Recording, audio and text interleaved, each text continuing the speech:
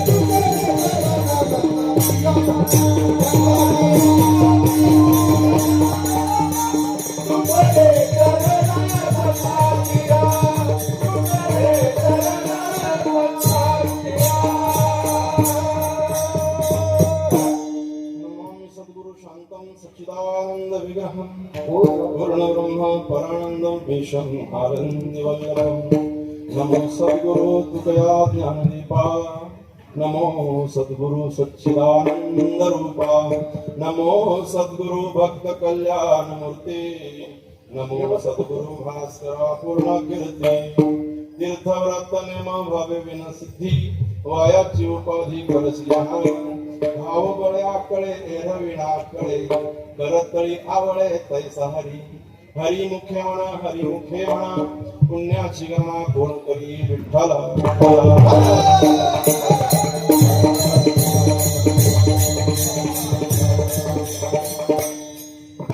प्राप्त प्रसंगी प्राप्त स्वरूप आपल्या श्री क्षेत्र विताडे या गावी श्री विठ्ठल रुक्माई मंदिर विताडे या ठिकाणी गुरुवर्य प्रातस्मरणी वैकुंठवासी सावळाराम बाबा, वैकुंठवासी केशव बाबा कबीर, वैकुंठवासी अनंत बाबा खंडागीर यांच्या कृपा आशीर्वादाने अविरत असा चालत आलेला अखंड हरिनाम सप्ताह गेली 68 वर्षे या ठिकाणी अविरत चालू आहे.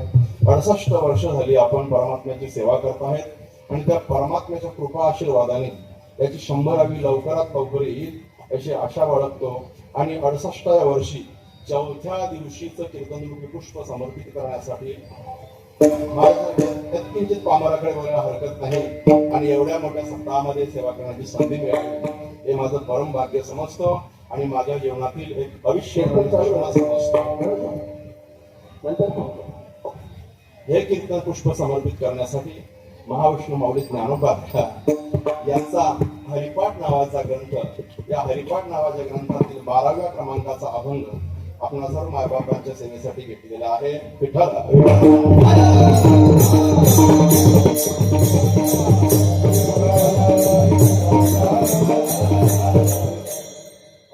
महाविष्णू माऊली ज्ञानोबा तीर्थ आणि व्रत आणि नियम यांचं खंडन केल्यासारखं जरी वक्तव्य असेल परंतु ते खंडन नाहीये. आपण चालू मध्ये बघू. तीर्थाला जा, व्रत वैकल्य करा, नेमाने राहा, परंतु त्याच्या पाठीमागे तुमचा भाव नसेल तर इतर लोकांच्या पाठीमागे लावलेली ही उपाधी आहे. त्या भावाच्या बळावर तुम्हाला देव आकळता येतो, भावबळे आकले. बरं, त्याच्या व्यतिरिक्त कुठलंही साधन असं नाही की देवाला तुम्ही आकळवू शकता, देवाला तुम्ही आळस करू शकता. आणि एकदा का तुमचा देव झाला की तो देव कसा असेल तुमच्यासाठी हे सांगण्यासाठी त्या ठिकाणी उदाहरण दिलं की पारिया सर्व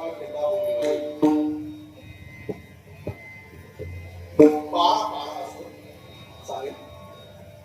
तो एकदा खाली पडला की त्याला पुन्हा आपल्या हातावर घेता येत नाही. कितीही प्रयत्न केले तरी सुद्धा, कितीही तुम्ही प्रयत्न केले तरी दुसऱ्या साधनाने परमात्म्याची प्राप्ती कलियुगामध्ये तरी होणार नाही.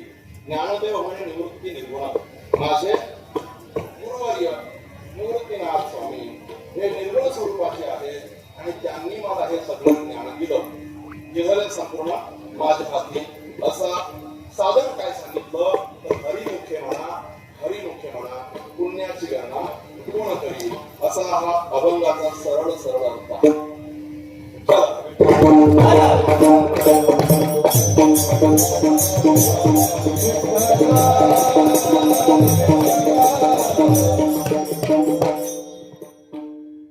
जेव्हा मला बाबांचा फोन आला तुमच्या आमने लोणार परिसराचे वैभव असणार आहे, मी तसं शक्यतो कीर्तनात कधी कोणाची जास्त विचारत नाही, पण जे आहे ते थोडस सांगण्याचा प्रयत्न करतो. माहिती आहे आपल्या आमने लोणार परिसराचे वैभव असणारे हरिभक्त परायण गुरुवर्य जनार्दन बाबा पाटील पितावेकर यांचा रात्री मला 11 वाजता म्हणून की कालच्या रात्री नाही बऱ्याच दिवसापूर्वी की मला तुम्हाला सेवा करायची आहे.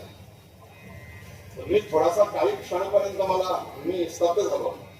सेवा करायची कुठे सप्ताहामध्ये नाही बोलायचं नाही, संधी कुठे घालवता. पण संधीचं सोनं करण्याचा प्रयत्न आपण प्रयत्न करतोय. परंतु माझं अवभाग्य असं आहे की एवढ्या 68 वर्षाच्या परंपरेमध्ये मला संधी मिळते. 2 माणसांचे कॉल पण आले आपल्या परिसरातले की तुमच्या नशीब आहेत, तुमचा नंबर लागा. नंबर लागाय माझे नशीब आहेत. कदाचित माझे गुरुवारी हरिभक्त परायण संत काशीनाथ बाबा काल्हेरकर यांचा श्रीप्रभाव असेल आणि कदाचित बाबांचं माझ्यावर प्रेम असेल म्हणून मला ही सेवा मिळाली. नाहीतर तेवढा मी सेवेच्या योग्यतेचा जरी नसेल तरी सुद्धा बाबांनी माझी निवड केली आणि संपूर्ण ग्रामस्थांचे या मंडळाच्या गावाच्या सगळ्यांचे मी आभार व्यक्त करतो.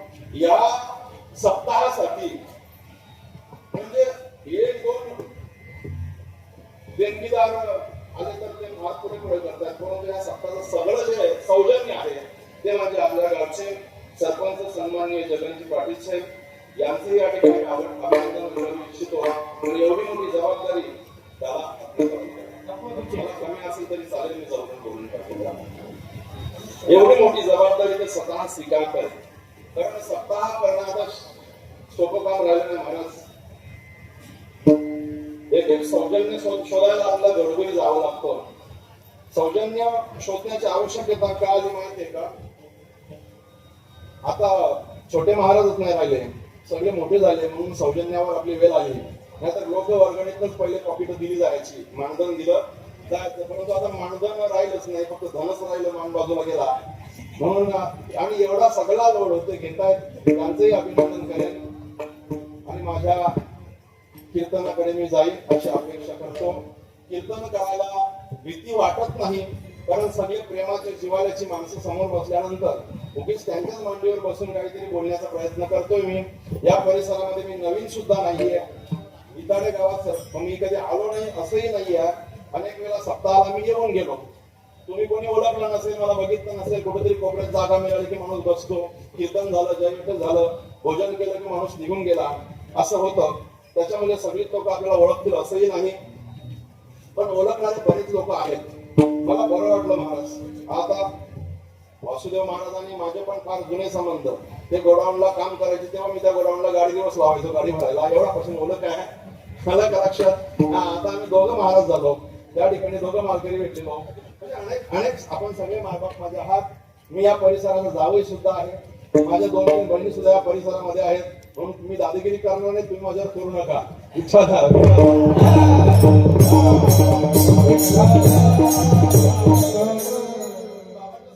शब्द वापरला की ते आमने लोणार परिसराचे अध्यक्ष नाहीत तर वैभव आहेत. त्याला कारण सांगतो मी. आलंदी सारख्या ठिकाणी जागा विकत घेऊन एवढी मोठी वास्तू तयार करायची हे सर्वसामान्य काम नाही, हे सर्वसामान्य माणसाचं काम नाही.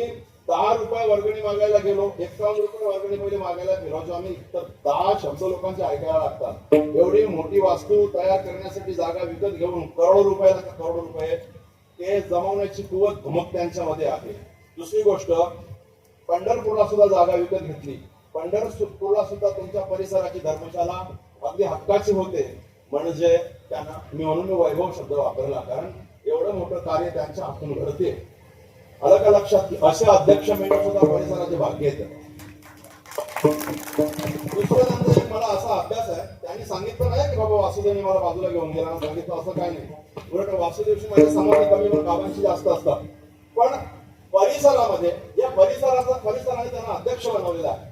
आलं का लक्षात? पण परिसरातल्या तलावाळ्याच्या वारकऱ्याच्या घरी काहीही कार्यक्रम असू द्या, सुखाचा असो का दुःखाचा असो, बाबांची हजेरी असते. रात्री या वयात बाईकवर फिरतात ते मी विचारलं, बाबा बाईकवर मला पण भीती वाटते, आता तुम्ही कसे फिरता? पांडुरंगाची कृपा आहे. बाईकवर मला भीती वाटते, मला भीती बाईकवर वाटते सांगितलं तर आश्चर्य वाटेल तुम्हाला, कारण मी 200, 250 किलोमीटर बाईकवर जायचं ना 500 रिटर्न यायचो. तर आता मला भीती वाटते, बाबा गावात सुद्धा बाईकवर फिरतात, म्हणून ते परिसराचे वैभव आहेत. असो, आणि भगवंत त्यांना दीर्घायु देव, या परिसराची सेवा करावं अशी प्रार्थना करतो. विठ्ठल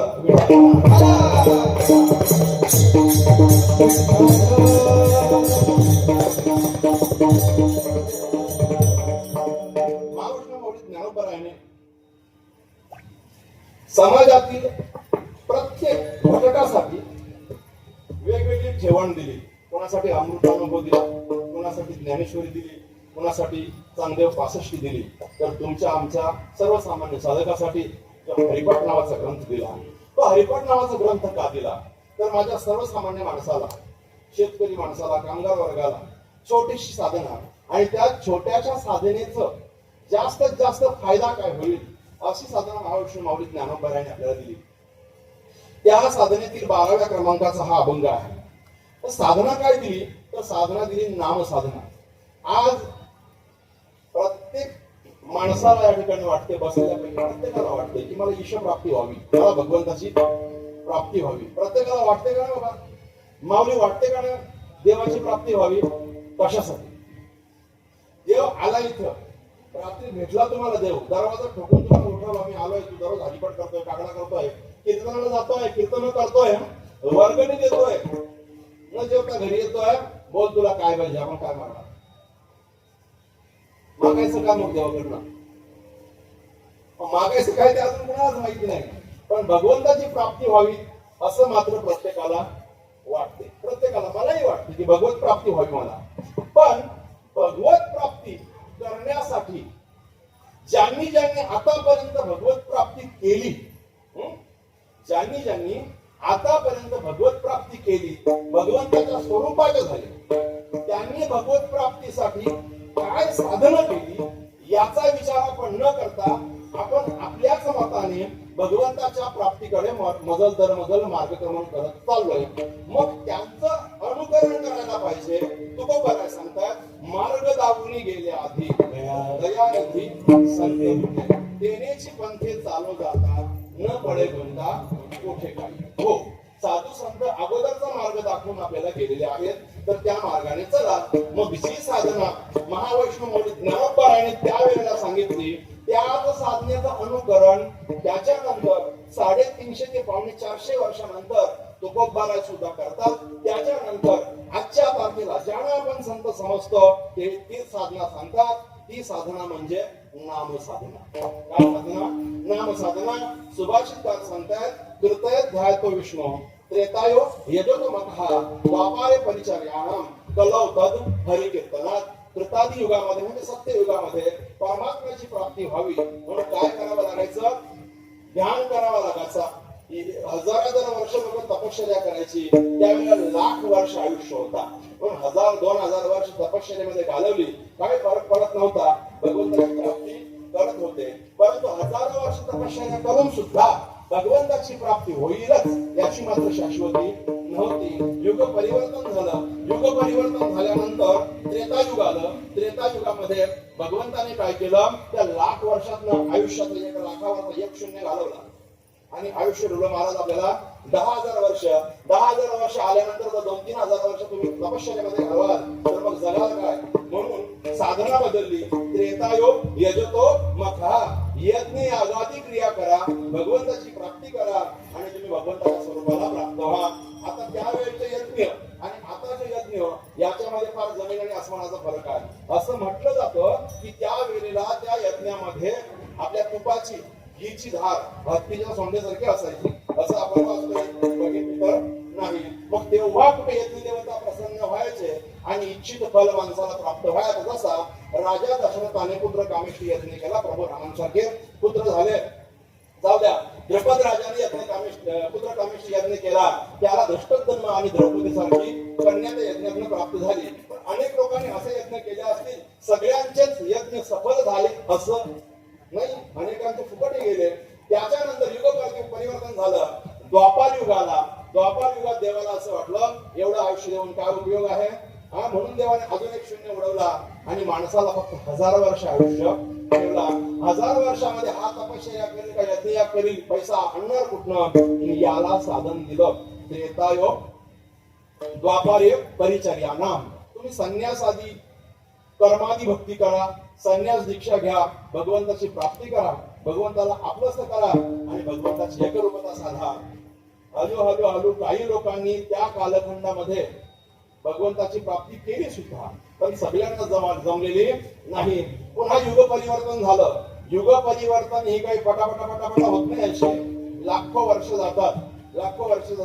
17,28,000 वर्ष त्या सत्ययुगाचं होतं दादा, 12,96,000 त्या त्रेतायुगाचं होतं, 8,64,000 त्या द्वापार युगाचं आयुष्य होतं आणि नंतर युग परिवर्तन झालं कलियुगाला. आणि कलियुगामध्ये माणसाला अतिशय अल्प आयुष्य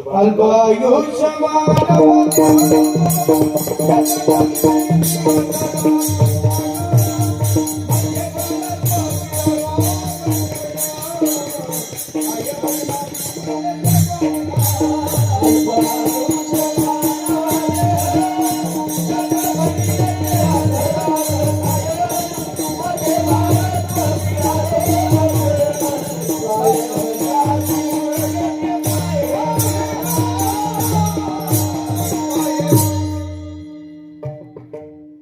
एक शून्य उडवला. 100 ठेवले, शत गणिले ते अर्ध रात्र खाय. 100च ठेवले, त्याच्यात अर्ध रात्रीने खाल्लं. ते रात्रीला सांगायचं असतं, ते सत्यात सांगायचं नसतं, ते रात्रीला सांगायचं असतं. करायला असेल त्यांना करू द्या. आता ह्या 100 वर्षात याचे जर रात्रीने अर्धे खाले तर उरले थोडेसेच उरले. याच्या हा यज्ञ करील, तपश्चर्या करील, संन्यास घेईल, काय करेल?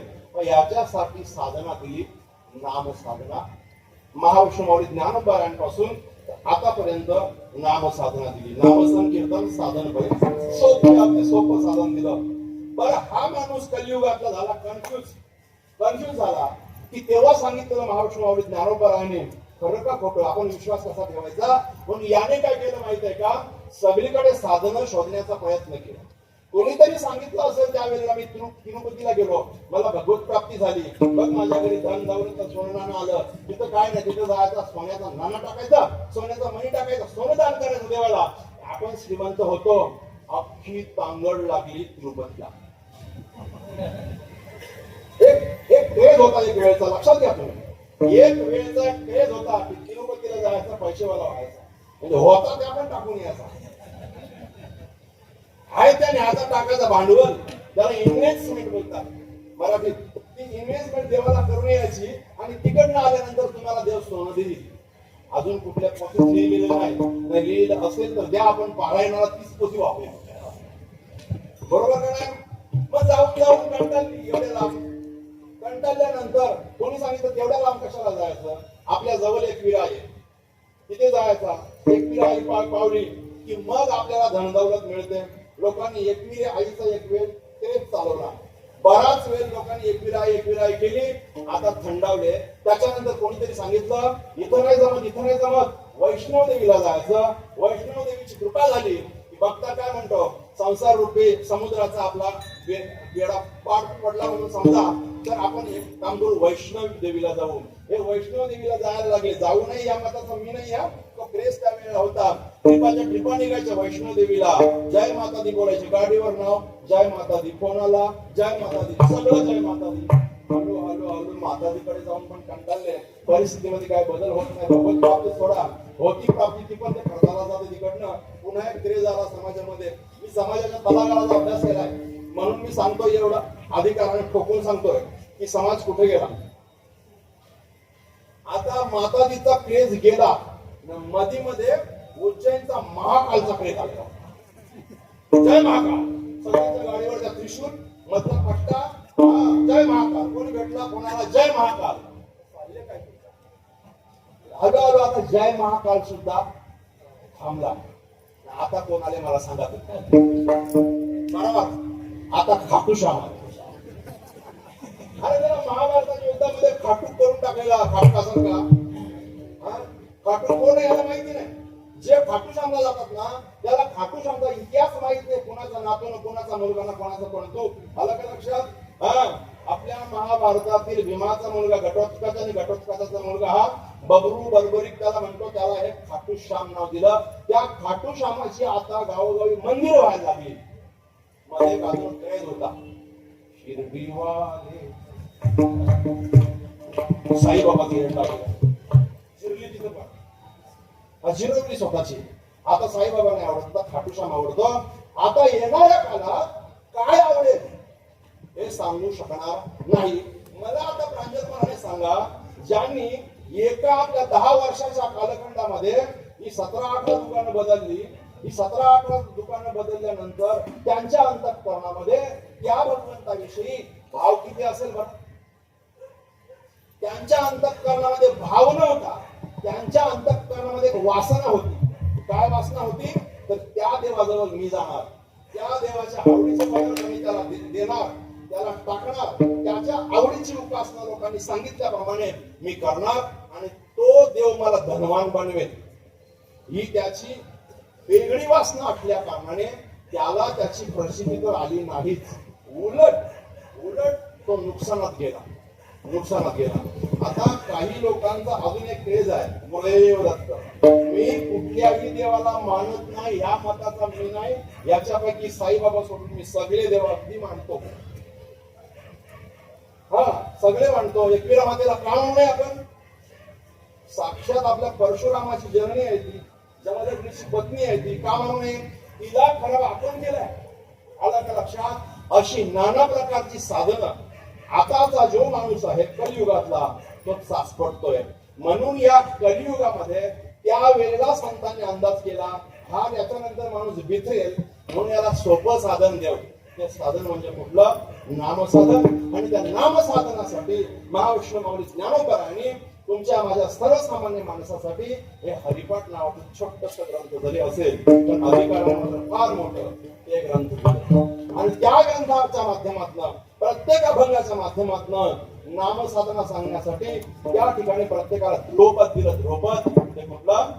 हरिमुखे म्हणा, हरिमुखे म्हणा, पुण्याची गणना गोळा केली. तर नुसतं हरिमुखे म्हणा सांगितलं असतं, त्याच्या पाठीमागे काही ज्ञान भरलं नसतं, तर मग तुम्ही आम्ही हरिमुखे म्हणा जास्त तिकडे राहिलो नसतो, कुठेतरी बाजूला गेलो असतो.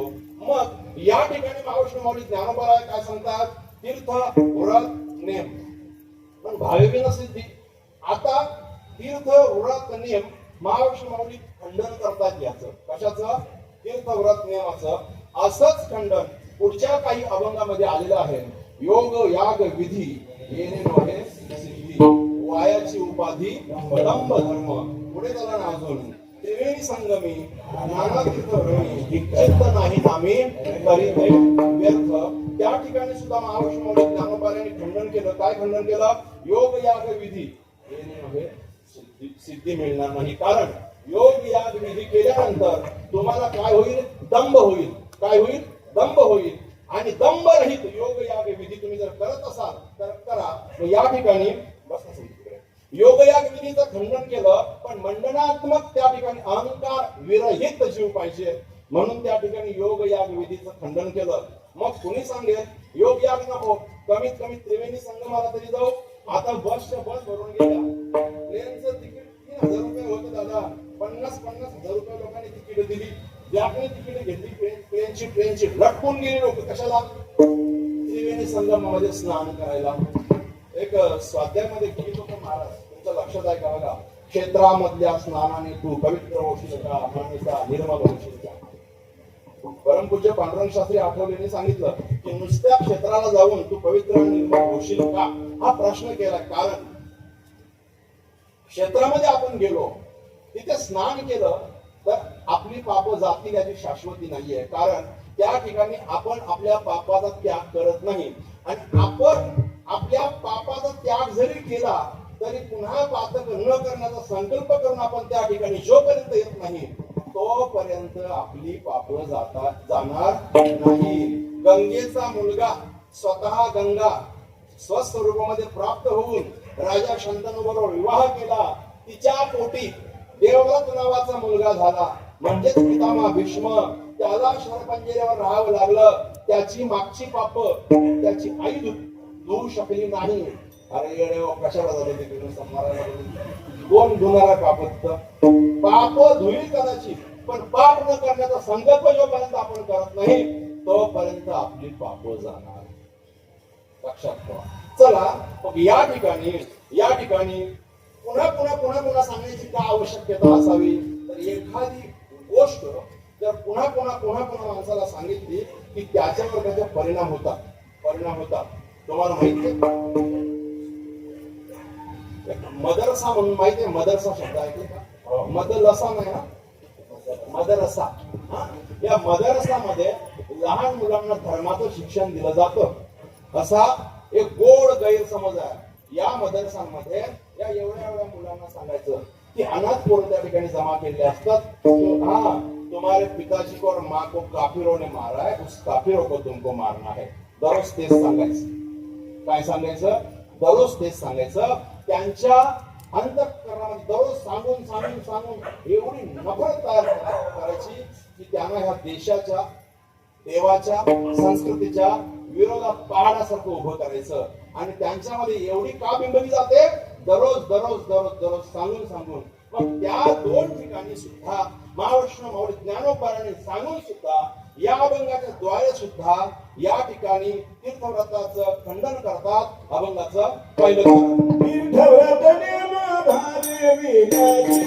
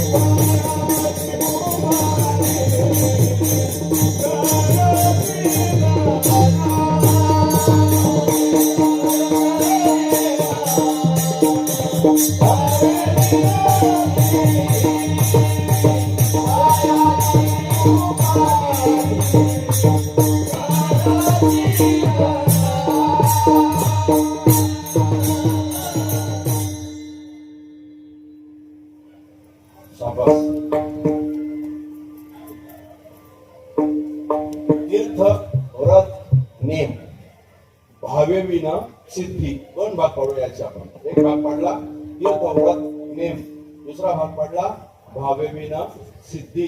पुढे जाऊया वायाची उपाधी. वायाची उपाधी हा एक भाग झाला. परसी जना.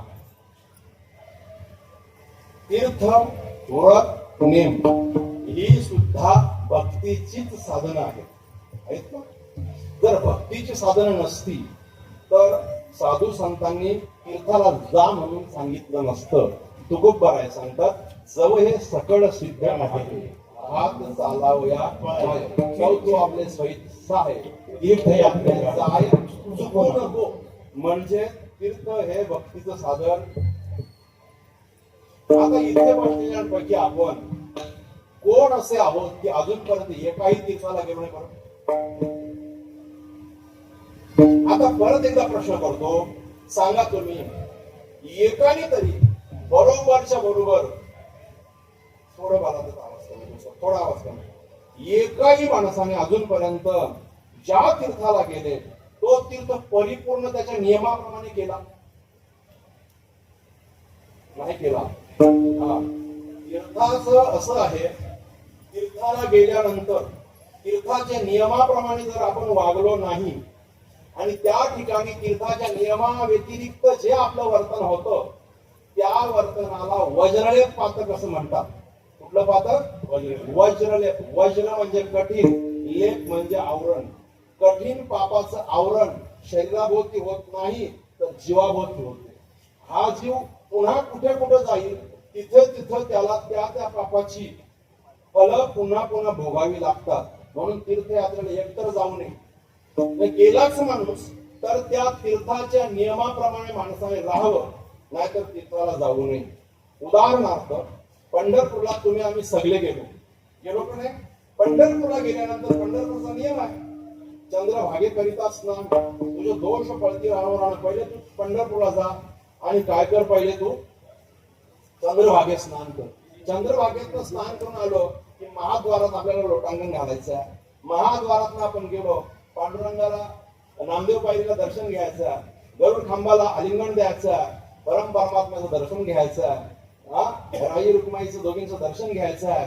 त्या पंढरपूरला नगराला नगर प्रदक्षिणा करायची आहे.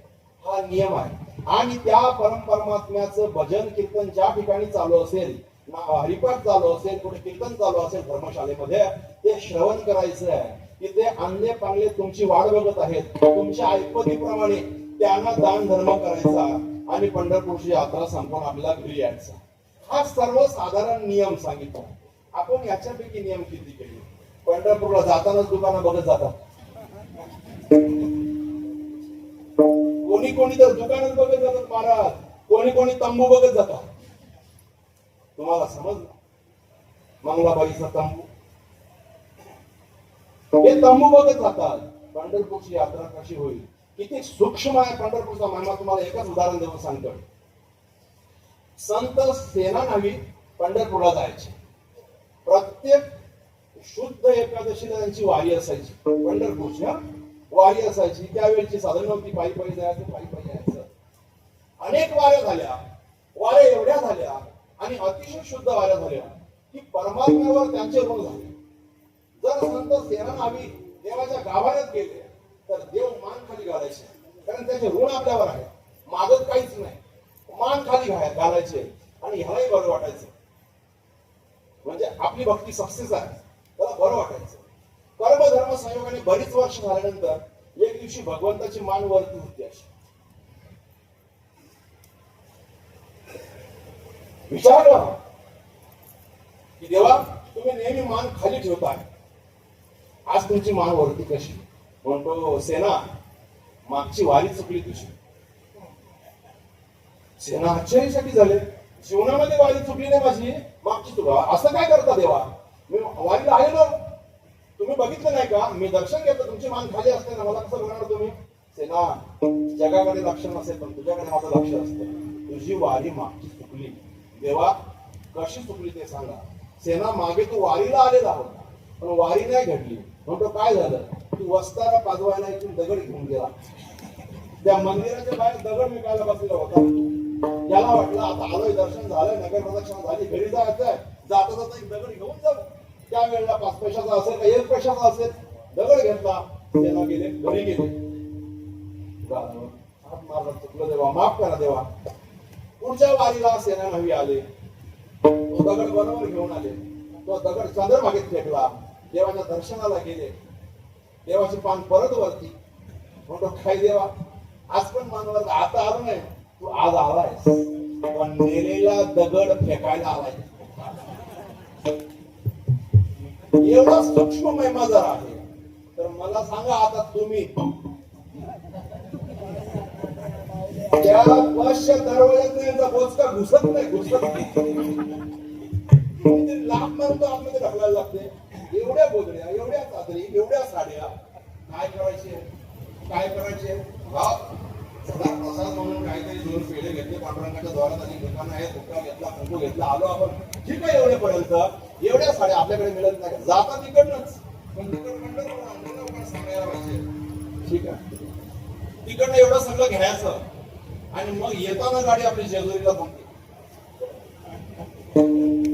काय घेतली माहितीये का? आमच्या बसमध्ये एकाने घेतला, त्याच्यामुळे सगळ्यांनी घेतली. फेसना घेतली, फेसना. त्या जीव द्यावा यांच्या पुढे. अशा तीर्थयात्रेचं खंडन केलेलं आहे. अशा तीर्थयात्रेचं खंडन केलेलं आहे. पण हे खंडन का केलं माहित आहे का? या तीर्थयात्रेमध्ये खंडनात्मक मंडन मांडलं.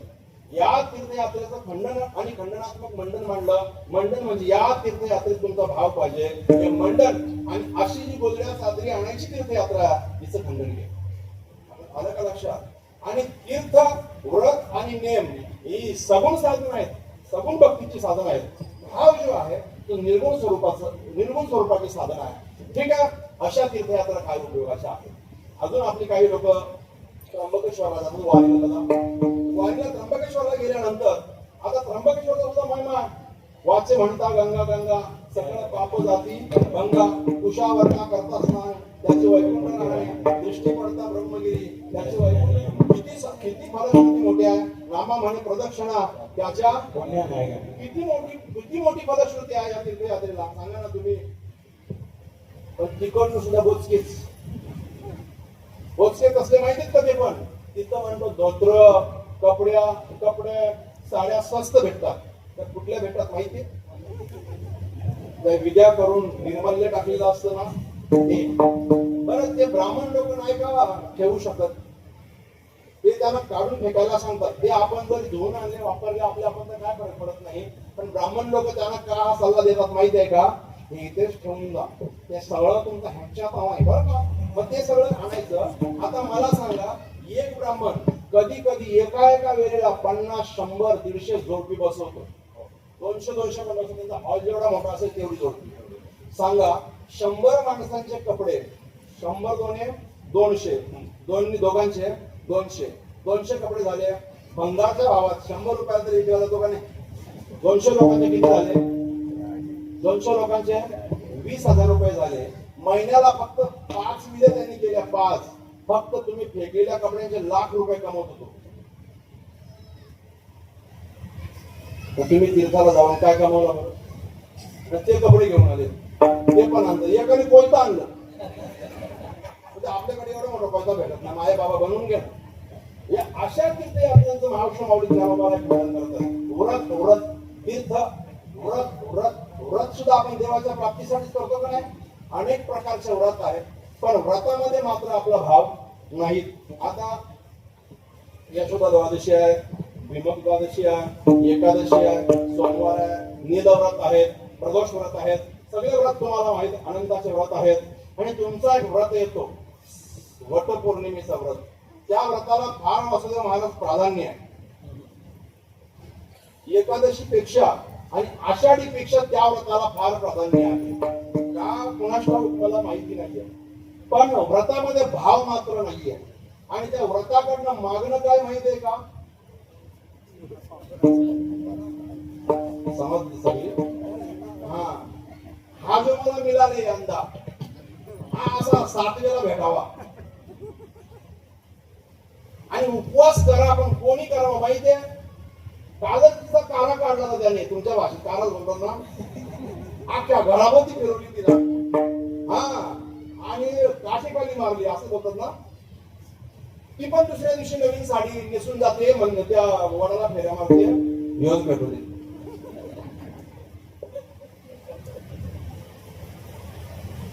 त्याला विचारला का तुम्ही त्याला विचारला का, अहो मी तुम्हाला 7 वेळा मागायला जाऊ का म्हणून? तो सांगेल एकदा भेटली बस झाला. परत मला तरी नाही हौस असं तो बोलेल. तुला असेल तर 9 वेळा माग. आणि असं सावित्री तुम्हाला 7 वेळा तोच नवरा देते असं कोणी सांगितलं? कोणी सांगितलं सावित्री 7 वेळा तोच नवरा देणार म्हणून? अहो, तुमचा जन्म प्रारब्धाने, त्याचा जन्म प्रारब्धाने, तुमचा मृत्यू प्रारब्धाने, त्याचा मृत्यू प्रारब्धाने. त्याची कर्म वेगळी, तुमची कर्म वेगळी. पुढच्या वेळेला तो बैल झाला, तुम्ही राजगृहामध्ये एका राजकन्या म्हणून जन्माला गेलात. कोणीतरी साधू आला, सांगितलं ताई तुझा पती बैल होऊन जन्माला आला, करा बैलाशी लग्न. काय व्रत करता? अशी व्रत जर करत असाल वासनात्मक, तर महावैष्णव माऊली ज्ञानोबाराय सांगतात, तर मी त्याचं खंडन करतो. कारण तीर्थ, व्रत, वैकल्य ही जी करता त्यांच्यामध्ये तुमचा भाव नसेल तर त्या व्रताचा तुम्हाला काही उपयोग होत नाही. आजच्या तारखेला एक आधुनिक दृष्टांत देतो म्हणजे कळेल तुम्हाला. भाव कशातच राहिला नाही. फक्त भाव खाणारे लोक झाली, पण भाव मात्र राहिला नाही. आणि भाव कशातच नाही म्हणून आजच्या तारखेला घटस्फोटाची प्रकरणं जास्त आहेत. बघा, समाजामध्ये महाराज घटस्फोटाची प्रकरणं जास्त आहेत. तुम्हाला मी कारण सांगू 2-3, म्हणजे तुम्हाला पटवत का न पटवत, पण माझं तरी ठाम निश्चय आहे. कारण हीच आहे. पहिले विवाहाचे संस्कार व्हायचे, वागनिश्चयाचे संस्कार व्हायचे, आलं का लक्षात? गर्भाचे संस्कार व्हायचे, मग पिढ्या चांगल्या होत्या, लग्न टिकायची. आणि वागनिश्चयापासून लग्नापर्यंत कुठली बाधा येत नव्हती. आता साखरपुड्याला आपल्याकडे गणपती बाप्पांची पूजा केली जाते वधूवराकडून, तुमच्या भागात सुद्धा आणि आमच्या भागात सुद्धा, बरोबर ना? गणपती बाप्पांची पूजा करत असताना ब्राह्मण देव त्या ठिकाणी सांगतायत, गणपती बाप्पांची पूजा करताना गणपती बाप्पांना आवाहनात्मक अक्षता वाहा, आसनात्मक अक्षता वाहा, त्यांना पाद्यासाठी पाणी टाका, हे सगळं मंत्र बोलून सांगत असतात. आता यांचं लक्ष कुठे असायला पाहिजे? गणपती बाप्पांवर असायला पाहिजे. ती एकमेकाला ढोकलताना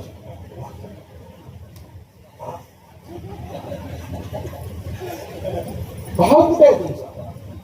भाव कुठे आहे? नेमकी अभिषेकाला तामणामध्ये गणपती बाप्पा घेतले, गणपती बाप्पांवर पंचामृताची धार टाकणार, तो फोटोवाला सांगतो, फोटोवाले दादा वाईट नका वाटून घेऊ, तो काय सांगतो माहिती आहे का? माझ्याकडे आता गणपतीकडे बघायचं, गणपती बाप्पांना प्रसन्न करायचं आहे. मी नाही बोलत, फोटोवाल्याला प्रसन्न, त्यांची पूजा चालू आहे आणि इकडे बघ तिकडे बघ एकामेकाकडे बघ. आता बघतीलच ना ती एकामेकाकडे, तुम्ही कशाला सांगायला? हा, किती राग येतो. म्हणजे ह्या त्याच्यामुळे या वागणीचे संस्कार त्यांच्यावर होत नसतात आणि ही लग्नापर्यंत पुढे जात नाही, मधून तुटतात.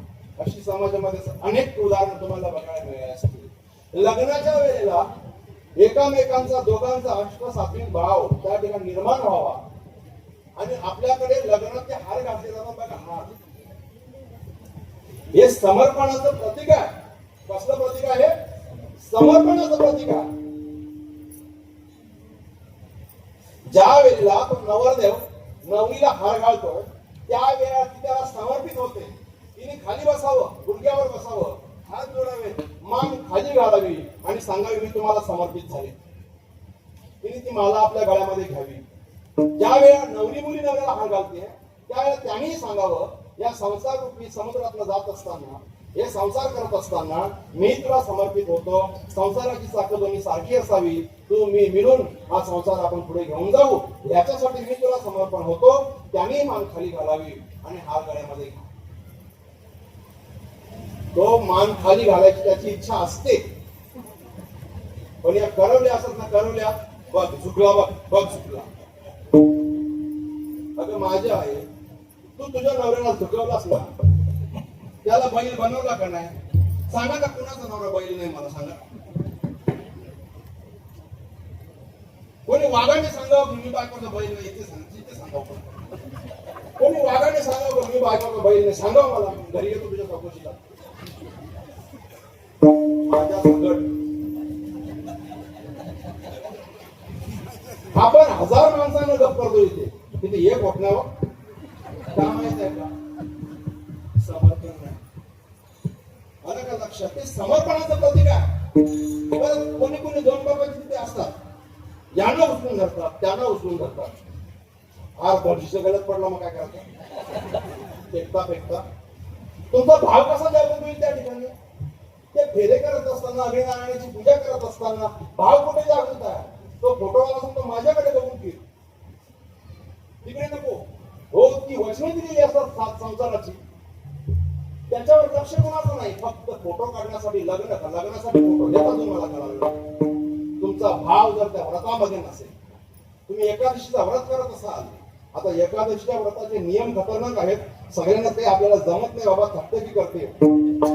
दशमी पासून चालू होतं, द्वादशीला पण एकदा, दशमीला पण एकदा, तेव्हा फक्त पाणी आणि काय फलं. आपण दशमीला 12 वाजेपर्यंत आणि सकाळी द्वादशीला 7लाच सुरुवात. ही व्रत नाही आहेत. या व्रतामध्ये आपला भाव नसल्या कारणाने आपल्याला त्याचा त्रास होतो, आपल्याला ती व्रत होत नाही. आणि म्हणून महाविष्णू माऊली ज्ञानोबा राया या व्रतांचं खंडन करतायत. तुमचा भाव नाही. तीर्थव्रत नेम, आता नित्यनेम असत आपले नित्यनेम. आता आपल्या वारकऱ्याचा नित्यनेम हरिपाठ. काय करा आपण ज्ञानेश्वरीचं पारायण, बाकीचं पारायण, त्याच्या पलीकडे वारकऱ्याचं काय जास्त नियम नाही आणि त्याने घेऊ पण नाही एवढे, जपणार नाही त्या कशाला. आता आम्ही कधी कधी प्रवासात असतो तर हरिपाठ रस्त्याला झाला तर झाला, नाही तर नाही. पण कोणा निष्ठावंत वारकऱ्यांचा मात्र हरिपाठ सकाळी नित्यनेमाचा असतो. पण हरिपाठ करत असताना त्याला जर साजेसं वातावरण नसेल तर तो हरिपाठ करताना सुद्धा सुंदर ते खाणं ठेवून ये त्याला बोलायचं, चहा ठेवून ये, तो ठेवून या करत बोलतो, ठेवून या चहा. मग तो पुढचं बोलतो मकर कुंडली तळपती श्रवणी. हा नियम असेल तर त्याच्यात भाव कुठे आला? हा नियम असेल तर त्याचा भाव कुठे आला? जर तुमच्या तीर्थ व्रता नियमामध्ये भाव नसेल तर माऊली सांगतायत तीर्थव्रत नियम भावे विना सिद्धी. मग ज्या सिद्धीसाठी तुम्ही ही तीर्थावली केली, ही व्रतवैकल्य केली, हे नियम केले, तर त्या व्रतापासून तुम्हाला जी सिद्धी मिळणार आहे तिची अपेक्षा तुम्ही अजिबात करू नका. ह्या ठिकाणी जी सिद्धी नावाचा शब्द वापरलेला महाराष्ट्र माऊली ज्ञानोबरायांनी, तर तो सिद्धी नावाचा शब्द आहे. तर अष्ट सात्विक सिद्धी याच्यापैकी सिद्धी नाही, तर ही सिद्धी म्हणजे परमात्मा वाचक वापरलेला शब्द आहे. तुम्हाला परमात्म्याची प्राप्ती करायची आहे तर त्याचा भाव नाही, मग या सिद्ध्या काही उपयोगाच्या नाहीत. आता काही लोक सांगतात त्यांना सिद्धी प्राप्त झाली म्हणून. तुम्ही आम्ही सिद्धीचा एक समीकरण बनवलेला की ज्याला मांजरीचा कुत्रा करता येते, कुत्र्याचा गाढव करता येते, गाढवाचा घोडा करता येतो, एखाद्या रंगीन कापडापासून त्याला कबूतर बनवता येते, एखाद्या कागदापासून त्याला छडी बनवता येते, त्याला आपण काय म्हणतो? त्याला आपण सिद्धी म्हणतो. काय म्हणतो त्याला आपण? सिद्धी म्हणतो आपण त्याला. पण ही सिद्धी नाही. आणि आता या सिद्ध्या कुणालाही अवगत करता येणार नाहीत. एवढी कपॅसिटीची आपली भक्तीच राहिलेली नाही, साधनाच राहिली नाही, तर तुम्हाला काय मांजरी होता येईल ना काय कुत्र होता येईल? हा काही गावात लोक सांगतायत, आमच्या गावात 2 ना करतो बाई आहे त्या रात्री मांजरी होता.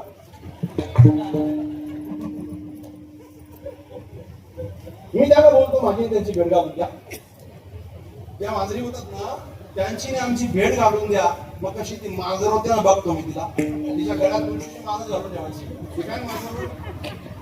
जर मला सांगा समजा एखाद्या बाईला मांजर होता येईल.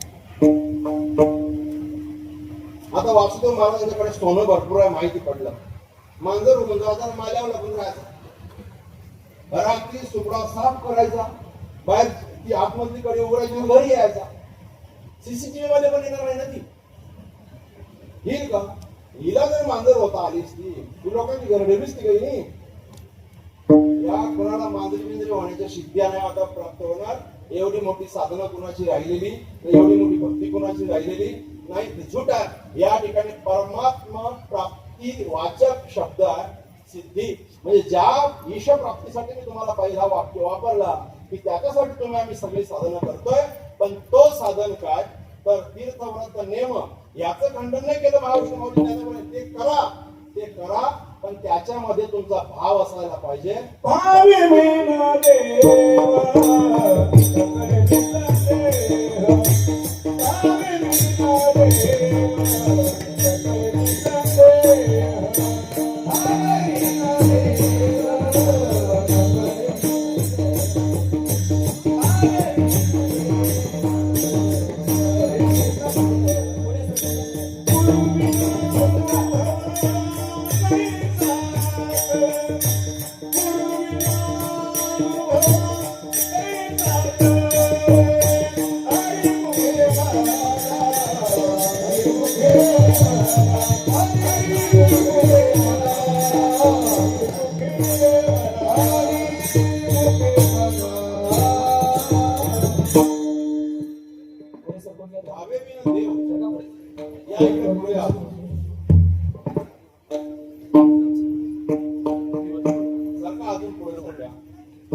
एकदा सकाळी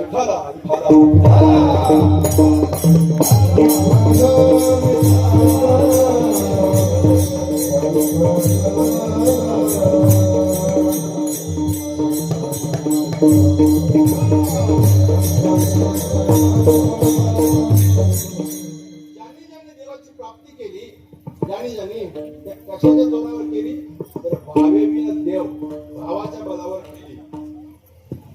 भाव किती असावा? तर ज्या वेळेला द्रौपदीचं वक्षहरण होत होतं, वक्षहरण करण्यास त्या दुःशासनाने सुरुवात केली, त्यावेळेला तिला असं वाटलं की आपले हे 5 पती आहेत,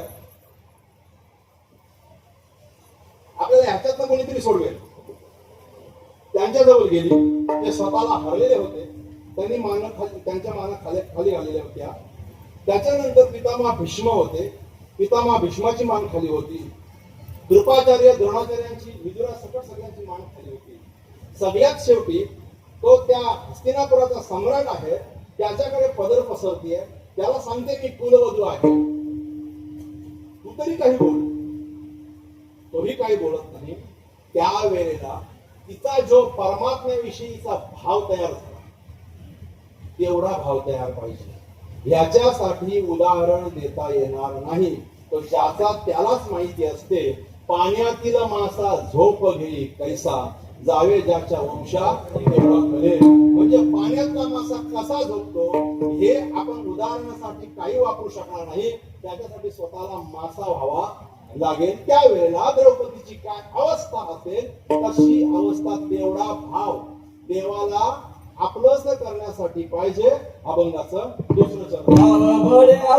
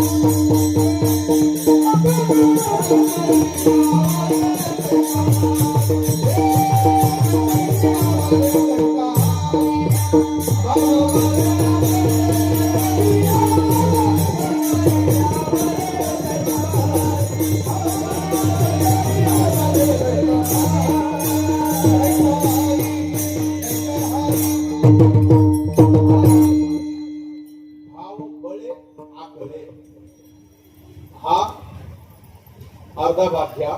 चरणातल्या एरवी ना कळे तो अर्धा भाग करूया. म्हणजे भावाच्या जीवावर, भावाच्या बळावर देव आकळता येतो, आपलासा करता येतो, वश करता येतो. चला, देव आपलाच करता येतो. एरवी ना कळे भावाव्यतिरिक्त तुमचं नामस्मरण जरी असेल, पण त्या नामस्मरणामध्ये जर भाव नसेल तर व्यर्थ आहे. हरिपाठामध्ये सगळी प्रमाणं आहेत, फक्त हरिपाठाचा अभंग घेताना सगळ्यांचा गोंधळ होतो. टाळकऱ्यांचा, गायकांचा, सगळ्यांचा गोंधळ होतो. विष्णुविन जप व्यर्थ. रामकृष्ण मन सगळ्यांचा गोंधळ होतो. म्हणजे सुनील महाराजांना एकदा माहिती आहे, सुनील महाराज आमच्या एकदा असा गोंधळ झाला. हरिपाठ किती मुख्य जरी काय पवित्रच्या वय देहा त्यांना अभंग घेतलेला होता कीर्तन.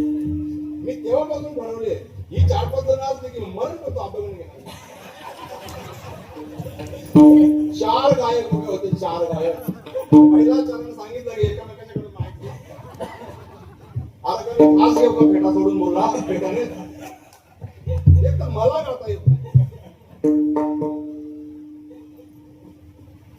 म्हणून मला आज भीती होती. भाव बले, भावाच्या बलावर, भावाच्या जीवावर, भावाच्या बलबुद्ध्यावर. भाव म्हणजे काय? प्रेम. प्रेम प्रेम अंतःकरणाची एक अवस्था. आलं का लक्षात? हा भाव आहे ना, भाव हा लय विचित्र आहे. हा भाव अंतःकरणामध्ये काहीच नसेल तरी वर्ण मात्र दाखवता फार येतो तुमच्यासाठी. तुम्ही दाखवता येतो, बाजूला झाला ना बाबा. आतमध्ये काय वेगळं असतं, तोंडावर भाव लय विचित्र दाखवता येतो. पण एखाद्या माणसाविषयी काही बोलणेच नाही, फक्त अंतःकरणामध्ये. कधी लोक बाजूला होतात, कधीच्या चरणारविंद मी माझं मस्तक ठेवतो, हा भाव टाकलेला असतो. आणि जाऊ लोक जातो. मी काही बोलणार नाही त्यांच्याशी, पण माझा भाव असा आहे की त्यांनी चरणारा विंद मी नतमस्तक होईल. हा भाव आहे.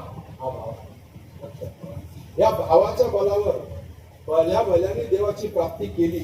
आलं का लक्षात? प्राप्ती केली. एक सांगतो मी तुम्हाला भाव. समजा संदीप भाऊ आपल्याला कोणीतरी बोलवायला आला, ते नॉर्मल बोलवायला आलेले, चला जरा किती वाजतील? 12 वाजतील यायला आपल्याला. कीर्तनाला बोलवायला आले नाही. आता 12 वाजतील म्हणजे गृहमंत्र्यांना कसा अर्ज करावा लागतो, जाऊ का म्हणून. आणि आपण जायला निघालो, त्याला येतोही बोललो, येतो आम्ही आलोच, जरा घरी सांगून आलो 12 वाजतील. आणि जर आपण गेलो, अगं ऐक ना, ते मित्र माझे 2 आले, त्यांच्या बरोबर जरा चालतोय, जाऊ का? जा ना. नाही फिरला तर बोला तो, ती काय बोलली? जा ना. अशी बोललीस की जा जा जा, या भावनेत बोलली असती तर कदाचित आपण गेलो असतो. आपल्याला माहिती आहे हिचा विरोध आहे, विरोध तिने जरी दर्शविला नाही, पण तिचा भाव मात्र आपल्याला समजला, हिला पाठवायचं नाही. तर जात तुम्ही मला जरा काम म्हणला. भावापुढे तो झुकला का नाही विचार. एखादा पेलवान आहे, तुम्हाला बरीच उदाहरणं सांगतो मी, कारण दुसरं काही येत पण नाही.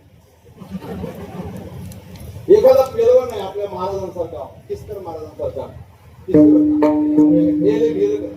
आमचं वेलेकर, एवढा मोठा पेलवान आहे, महाराष्ट्राची केसरी खेळतोय. आणि तालुक्याच्या ठिकाणी त्याला जायचं होतं कुस्त्याला. बसचा टायमिंग झालेला होता. आता पेलवानाच्या मागे नाही दुसरा असताना उपाध्यक्ष, आपण सांगणार आहे. हा, ते पहिले आले बिचारे, हो चला पेलवान चला, बसचा टायमिंग झाले. एवढसा पोरगा आहे महाराजांचा. त्या एवढ्याशा पोराने महाराजांचा, त्या पेलवानाचा पाय पकडलाय. मी पण बरोबर येईन, मला पण घेऊन जा, मी पण बरोबर येईन. आज दिवस जाईल, ऊन ताण त्या ठिकाणी असते, कशाला बरोबर येतो? तो ऐकतच नाही.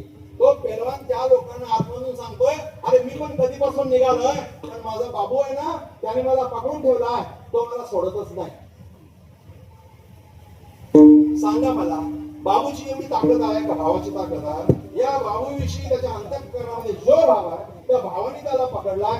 असं त्यांनी पाय फक्त झटकला ना, बाबू भिंतीवर आपटतो.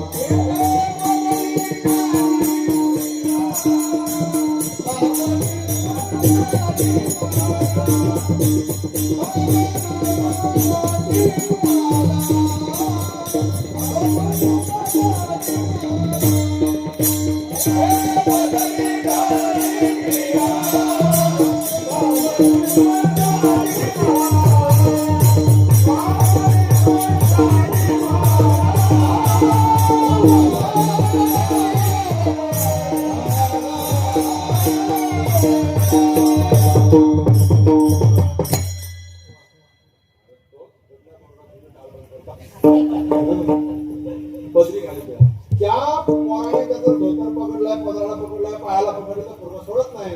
जिंकला पण त्या ठिकाणी ताकद जिंकली का भाव जिंकला? भाव. बलेविन शक्ती, भावेविन देव न कळे, बलेविन शक्ती बोलू नये. हा भाव जिंकला. तुम्हाला अजून काही भाव सांगतो बघा. एक म्हातारा वारकरी होता. म्हातारा वारकरी होता बाबा, एका शेठजीच्या घरी कामाला होता. वयस्कर झालेला माणूस आहे. आयुष्यभर सकाळी पाकडा करायचा, हरिपाठ करायचा, दिवसभर काम काय आहे म्हाताऱ्या माणसाला? बंगल्यात झाडलोट करायची, त्याच्या गार्डन मध्ये पाणी मारायचं, भजन करायचं, हा काम आहे त्याचा. त्याला म्हणजे भजन करून काम करता येत होतं, सोपं काम मिळालं त्याला. पण ज्या माणसाच्या घरी तो कामाला, त्याच आणि पांडुरंगाचं वैर होतं, कारण तो लक्ष्मीदास होता. हा महालक्ष्मीचा उपासक होता. आणि महालक्ष्मीचा उपासक असल्या कारणाने गडगंज श्रीमंत होता. त्याच्या देवालयात त्याची देवी सोन्याने सजवलेली असायची. शेठ आला ना की हा नमस्कार करायचा, पांडुरंग हरी, रामकृष्ण हरी. त्याला ते खटकायचं, बोल ना महालक्ष्मी माते की जय. हा बोलत नव्हता. एक तत्व नाम हे त्याचं ब्रीद होतं. हे त्याचं ब्रीद होतं. एक तत्व नाम दड दरी म्हणून तेव्हा हरीची करुणा येईल ना. पालटून घेतला तर नाही ना. नेहमी हा त्याला पांडुरंग हरी बोलायचा, रामकृष्ण हरी बोलायचा, राग आला. कधी बोलायचो काय म्हातारी इकडे नोकर आहे म्हणून तो वारकरी बिल कधी काय घेणे देणं नव्हतं. कधीपासून वारकरी आहे तो बोलतो ही चौथी पिढी आमची. आईच्या पोटातच वारकरी बोलतो आम्ही. चौथी पिढी दिलं काय तुला, अवस्था काय तुमची. तो बोलतो पांडुरंगाने कसं मला भरपूर दिलं. देवी दिला देह, हा दिले इंद्रिय, हात पाय कान डोळे मुक्त बोलाया वाचन त्यांची जोडची नारायण नासे जो कंठौर. हे भरपूर दिले आम्हाला इंद्रिय हात पाय. अरे ते काय करायचं, सगळ्यांना दिले ते. कुत्र्याला पण इंद्रिय आहेत ना, गाढवाला पण इंद्रिय आहेत. तुला दिली एवढं काय झालं. बघ मी महालक्ष्मीचा भक्त आहे. बघ गाड्या किती लागल्यात माझ्या कारसेट मध्ये. बघ ना किती मोठं माझं घर आहे, कसा बंगला आहे, अंगाखांद्यावर किती माझ्या दागिने. बघ वारकरी गप्प राहायचा, रामकृष्ण हरी बोलत राहायचा. एक दिवशी तो वारकऱ्याला काय बोलला माहितीये, अरे तुम्ही वारकरी तर भिकारीच, पण तुमचा देव सुद्धा भिकारी आहे. मात्र आता वर्मावर खाऊ घातलं. वारकऱ्याला ते सहन झालं. शेठ तुझी नोकरी मी तू आता सोडीन. मला बोलतोस तुम्ही सहन करतोय. हाडामासाचा देव उद्या निघून जाईल, मला काय फरक पडत नाही. पण माझ्या पांडुरंगाला बोललो मी खपून घेणार नाही. मग काय करशील. अरे तू ज्या लक्ष्मीच्या जेव्हा भाव करतोय ना, ज्या लक्ष्मीचा दास आहे ना, ती तुझी लक्ष्मी माझ्या पांडुरंगामध्ये झाडू मारते. हो पंढरपूर नगर परिषदेमध्ये ती कामाला आहे. कोण बांधून झाडू मारते तुझी लक्ष्मी. काय बोलतो माझ्या परमात्म्याला. राग त्याचा अनावर झाला. अनावर देणतेन तो बोलला, परंतु माझी लक्ष्मी झाडू मारते हे शेठजीला खपत नाही. परत बोल, हो झाडूच मारते तुझी लक्ष्मी. काय परत बोल, भावेला बोलेल तुझी लक्ष्मी झाडू मारते. रिलॅक्स झाला, नक्की झाडू मारते. आता हा पण ठाम राहिला. त्याला माहित आहे नोकरी गेली तरी चालेल, पांडुरंगाला मी वाईट बोलीला सहन करणार नाही. झाडूच मारते. आणि जर झाडू नसेल मारत तर तुम्ही सांगा ते आहे. बघ माझ्या लक्ष्मीला कोणी वाईट बोललेला मला आवडत नाही. आणि जर तिथे लक्ष्मी झाडू मारत नसेल, म्हाताऱ्या मारून टाकेन तुला मी. तिथंच पंढरपूरला मारीन, चंद्रभागेत टाकेन. चालेल तुझी लक्ष्मी झाडूच मारते, ठाम नाही. उद्या कामाला गेला. उद्या कामाला गेला. याने बॅग भरून ठेवलेली होती. आल्यानंतर तू झाडू मारू नको, आज माझ्या झाडाला पाणी घालू नको, गाडीत बस. म्हटलं कुठं जायचं, पंढरपूरला. म्हातारा घाबरला झाला. काल तर बोललो मी बापणीच्या, आज लक्ष्मी आणायची कुठे जा. चला ना बसा. पांडुरंगावर विश्वास होता. 4 पिढ्यांची माझी भक्ती आहे, फुकट जाणार नाही, माझा विश्वास होता. बसा गाडी. पण मी कमीपणा घेणार नाही की जाऊद्या शेठ चुकला माझा, काल बोलतो आता नाही जमणार, चला बसा गाडी. इथून गाडी निघाली दादा. पनवेलला गेल्यानंतर शेठची सांगतो, बघ माझ्या डिझेलचा वाटोळा करू नका. गाडी फुल केली. पंढरपूरला चालेल चला, जाऊ चला. पुण्याला गाडी गेली. बघ म्हणतो बिंदात चला. मी चालू का गाडी, तुम्हाला कंटाळा आला असेल तर चला तुम्ही. गाडी नातेपुत्याला गेलं होतो क्रॉस करून. म्हातारा अजून तुला सांगतोय, म्हाताऱ्याला मारावं मला वाटत नाही. बघ म्हणतो तुमची लक्ष्मी त्या ठिकाणी झाडू आता पण मारते, चला. दादा नातं कुठं सोडलं, याला घांबुटला. याने मनोमन पांडुरंगाला प्रार्थना केली, हे पांडुरंगा, हे पांडुरंगा. कधी भाकरीवर माझ्या भाजी नव्हती, मीठ टाकून खाल्लं पांडुरंगा. कधी मी तुला बोललो नाही. 4 पिढ्या भक्ती केली आम्ही, 4 पिढ्या तुझ्या वारकरी आहोत. कधी बोललो नाही की माझ्या सुक्या भाकरीवर तुम्हाला भाजी का नाही दिली. हे पांडुरंगा कधी फाटलेले कपडे घातले मी कधी फाटलेले कपडे घातले. कधी तुला मी माझ्या घरानं सांगितलं नाही की पांडुरंगा माझ्या अंगावर चांगले कपडे कधी मिळतील. माझ्या मुलाबाळांच्या अंगावर कपडे नव्हते पांडुरंगा, कधी तुला नवच बोललो नाही.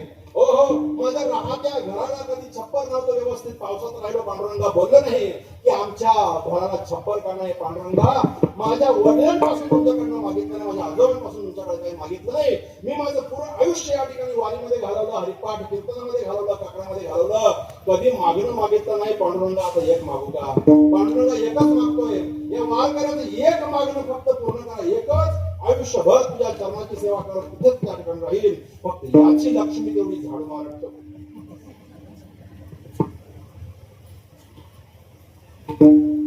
शेवटी सांगतो म्हातारा काय भटकतो रे? काय नाही, तुम्ही चला. आणि त्याला भजन चालू केलं, पांडुरंग हरी पांडुरंग हरी पांडुरंग हरी. आणि काय बघता, पंढरपूरला गाडी गेली दादा. पंढरपूरला गाडी गेल्यानंतर महाद्वारात गाडी लावली. महाद्वारात गाडी लावल्यानंतर तोंडाला कपडा बांधलेली स्त्री होती, तिच्या हातात मोठा झाडू होता. ती सांगते शेठजी जरा गाडी पुढे लावा, खाली गाणे साफ करायची आहे. त्याने गाडी पुढे घेतली, दरवाजा उघडला, शेठजी बाहेर आले. शेठजी बाहेर आल्यानंतर तोंडावरचा कपडा हलूच खाली केला. इकडे कुठं? ती सांगते इकडे कुठं? तुम्ही इकडे कुठं? माझी ड्युटी इकडं आहे. ती कोण होती माहित आहे का? त्याच्या देवाऱ्यात जो चेहरा महालक्ष्मीचा होता तशा चेहऱ्याची त्या ठिकाणी त्याची महालक्ष्मी झाडू मारत होती. तुम्ही इकडे कधीपासून? म्हणतो मी पहिल्यापासूनच आहे. हो, मी पहिल्यापासूनच इकडे झाडू मारायचं काम करते, कारण याची सेवा करण्यात माझं आयुष्य गेलं. पाय लक्ष्मीचा हाती त्याची यावे काकुलती. सांगितलं झाडू मार, तर झाडू मारायचं काम मी चालू ठेवलं. हा पिवला पडला. शेठजी म्हातारा उतरला असते असते गाडीतनं. शेठ काय झाला? साष्टांग हे दंडवत त्या म्हाताऱ्याच्या पाया पडला.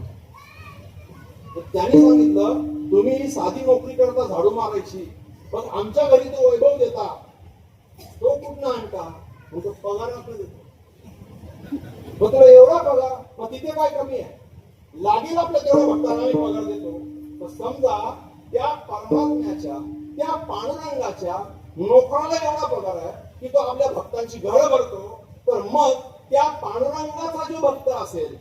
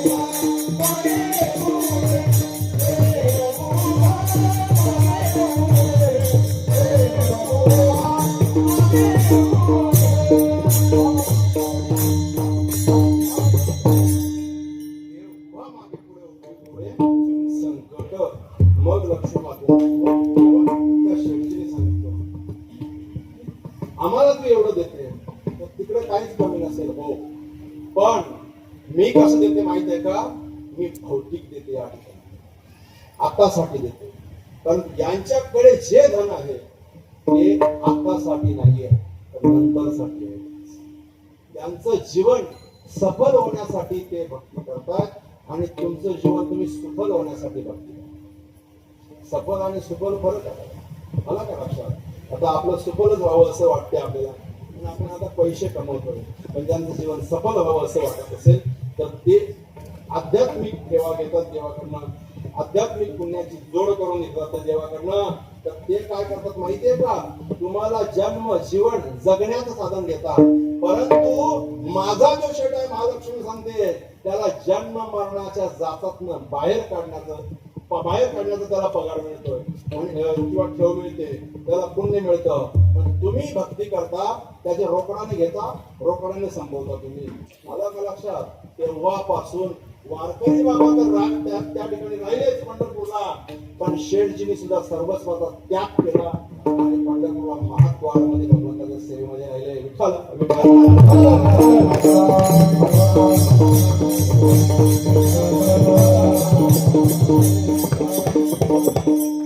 एवढा भाव निर्माण निर्माण व्हायला पाहिजे एवढा भाव. हा भाव तुमच्या आमच्या अंतःकरणामध्ये आता एवढा निर्माण होईल असं नाही, पण भाव जागृत फक्त इथं होतो ज्याला. आणि सांगू का, हा भाव जो आहे ना तो ज्ञानाच्या अंतःकरणामध्ये कमी होतो, पण अज्ञानाला मात्र हा भाव चांगला असतो. ज्ञानी आहे ना, ज्ञानी तो फक्त शंका करत राहतो. शंका मला का लक्षात, त्याचा भाव निर्माण होण्याचे प्रश्न येत नाही, तो शंका करत राहतो. महावैष्णव माऊली ज्ञानोबरायांची संजीवन समाधी ही खरी आहे का नाही ह्याच्यावर शंका आलेली होती 90च्या दशकामध्ये, आणि ती उकरून काढायची म्हणून ठरलेलं होतं. त्यावेळेला प्रातस्मरणीय जोग बाबा आणि त्यांच्या जोडीला कोण विसरलो ना, माऊलीला सांगितलं, माऊली एवढा थांबवा फक्त. तर त्यांच्याकडनं मशीन होत्या, मशीन सांगितलं त्यांनी की ती मशीन जर सजीवत्वाला लावली तर ती मशीन दाखवायची, निर्जीव वस्तूला दाखवली तर मशीन बंद राहायची. माणसाच्या हृदयाला लावली तर मशीन दाखवायची, दगडाला लावली तर मशीन बंद राहायची. ती मशीन आणलेली, तिरुपती बालाजीला लावलेली ती मशीन दाखवलेली त्यावेळेला, आणि पंढरीच्या पांडुरंगाच्या हृदयाला लावलेली मशीन दाखवलेली. तीच मशीन आळंदीला समाधीला लावली आणि मशीन दाखवली.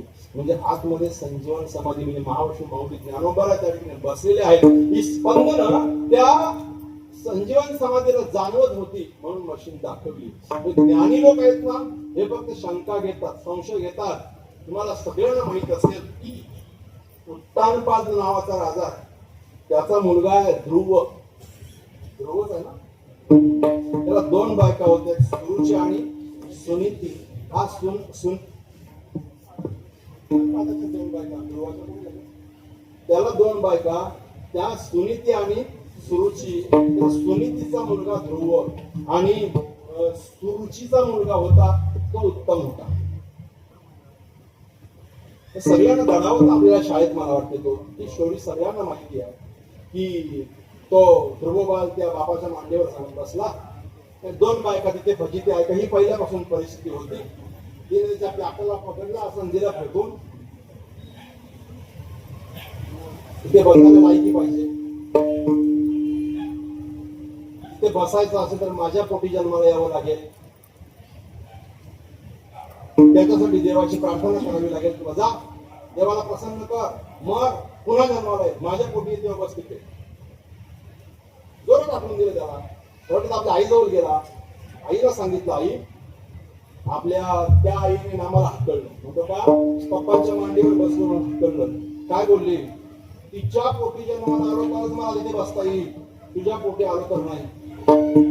काय बोलली ती, जा देवाला प्रसन्न कर, देवाला प्रसन्न कर आणि मग पुन्हा जन्माला ये. मग तिने सांगितल्याप्रमाणेच बाळा कर, जा तू देवाला प्रसन्न कर. आणि ते 5 वर्षाचं लेकरू घरातून निघून गेले. उत्तानपाद राजा त्यावेळेला चिंताग्रस्त झाला की पोरगा गेला कुठं निघून. त्याला नारद भेटले. नारदाने सांगितलं, काही काळजी करू नको, तुझा मुलगा सफल होईल. नारद जाऊन त्या पोराला रस्त्याला भेटले. बाळा कुठं चाललास? मग देवाला शोधायला चाललो. तुला कोणी सांगितलं? म्हणतो माझ्या आईने सांगितलं की जा जंगलामध्ये देवाची तपश्चर्या कर आणि देव तुला भेटेल. बाळा, तुझं केल्याचं बागडण्याचं वय राजगृहामध्ये वाढलेला, तुझ्या पायाला अजून खडा लागला नाही, जंगलामध्ये जाशील, काटे कुठे तुडायला लागतील. तुला कधी आईने तुझ्या उपवाशी ठेवलं नसेल, तुला काय खायला काय प्यायला मिळेल. तुला राजवाड्यामध्ये फिरताना सुद्धा तुझ्या अवतीभोवती तुझे अंगरक्षक फिरायचे, तिकडे तुझ्या रक्षणासाठी कोण असेल. बाळा फिर, तू नको जाऊ, देव असं जंगलात भेटत नाही. नाही, माझ्या आईने सांगितलंय देवाला शोधायला जंगलात मी जाईन. हा त्याचा भाव आहे. काय त्याचा भाव आहे. मग एक काम कर बाळा. नारदाने ओळखलं की हा फिरत नाही, याचा भाव जड झालेला आहे. एक काम कर, तुला मंत्र देतोय, ओम नमो भगवते वासुदेवाय. हा मंत्र जप, जा तू जंगलामध्ये. तर ध्रुवबाल जंगलामध्ये गेला आणि घनदाट अरण्यामध्ये वृंदावनाच्या बाजूला गेला, मधुबन त्या ठिकाणी गेला. त्या ठिकाणी गेल्यानंतर त्यांनी तपश्चर्या चालू केली. फक्त एकच नाम, ओम नमो भगवते वासुदेवाय नमः, ओम नमो भगवते वासुदेवाय नमः. 3 दिवस कुठे गेले काही पत्ता लागला नाही. कुठला तर 3 दिवस गेले. गेला, कवट फल खाल्ला, बोरं खाल्ली, पाणी पिया. पुन्हा तपश्चर्याला बसले. पुन्हा तपश्चर्या करून 3 दिवसात उठले. असा 1 महिना गेला. फक्त कवट फल बोरं आणि पाणी पिऊन 1 महिना तपश्चर्या केली. पुढच्या महिन्यात त्याला असं वाटलं की तपश्चर्या आपण वाढवायला पाहिजे. 3 दिवसाच्या जागेवर 6 दिवस तपश्चर्या चालू केली. 6 दिवसात उठायचा. आता बोरं बाजूला केली. फक्त कवट फल आणि पाणी घ्यायचं. फक्त कवट फल 6 दिवसात उठायचा. कवट फल पाणी घेऊन पुन्हा बसायचा. असा दुसरा महिना गेला. दुसरा महिना गेल्यानंतर त्या ध्रुवबालाने पुन्हा विचार केला की आपली तपश्चर्या वाढवायला पाहिजे बाबा. त्याचा भाव किती होता बघा. दुसरा महिना कंटाळला. तपास झाला. आता काही देव भेटत नाही. काय करता नुसतं ते तुम्ही आम्ही कंटाळला. त्याचा भाव आहे ना. त्याचा भाव आहे. तिसऱ्या महिन्यात त्याने कवट फलाचा त्याग केला. उठला की पाणी प्यायचा आणि वाळलेला पाला झाडाचा तो खायचा. असा 4था महिना गेला. 9 दिवसात उठायचा.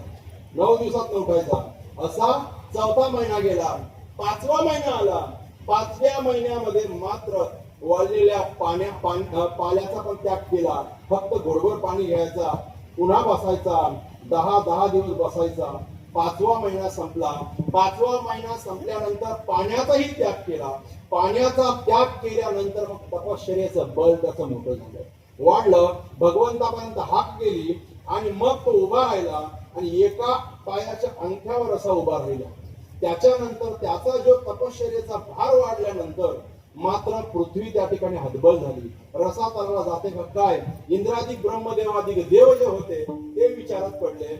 या पोराने उद्याला देव प्रसन्न झालाच. इंद्रपद मागितलं मला घरी जायला लागेल. ब्रह्माला वाटले ब्रह्मपद मागितलं मला घरी जावं लागेल. लवकरात लवकर देवाला आपण बोलावू. ते लोक अलिबाळा करतो काय तू. घरी जा देव भेटत नाही. मला देव भेटत नाही मला सांगण्यापेक्षा देवाला जाऊन सांगा ना तुम्ही त्या पोराला का भेटत नाही तुम्ही. माझं काही कमी पडलं का. मग हे सगळे देवाकडे गेले. तेव्हा किती हुशार असेल तो पोरगा. हे गेले देवाकडे. देवा बघा त्याचं पृथ्वी हळूहळू रस्त्याला जाते. त्याचं वजन वाढलंय. तपाचे सामर्थ्य तपणीला हो हो हो तपास त्याचं बळ वाढलंय. जा तुम्ही. त्यावेळेला प्रत्यक्ष परमात्मा त्या ठिकाणी प्रगट झाले. प्रगट झाल्यानंतर ध्रुवाला विचारलं काय पाहिजे. तर त्यावेळेला त्यांनी सांगितलं की मला कुणीही उठवलं नाही पाहिजे असं पाहिजे. तुकोबाराय सांगतायत आढळपाडी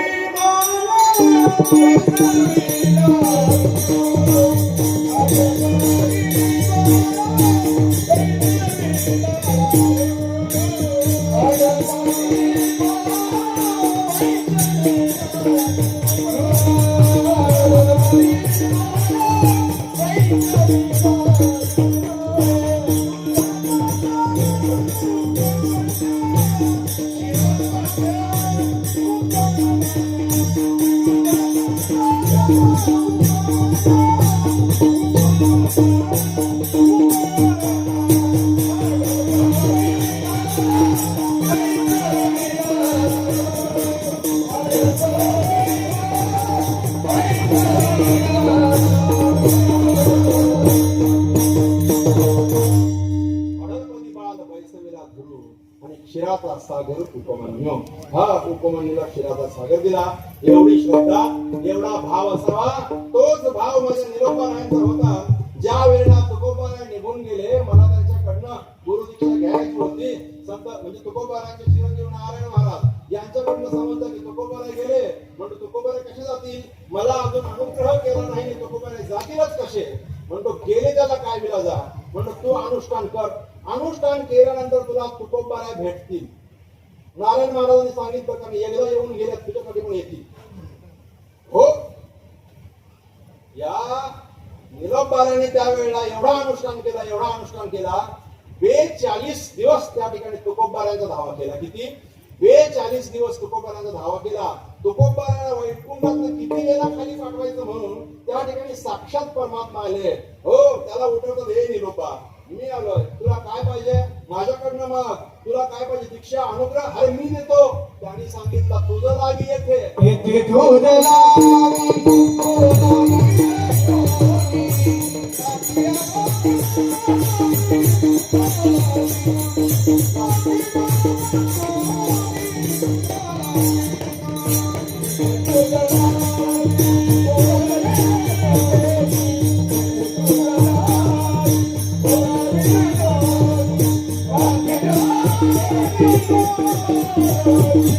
देवाला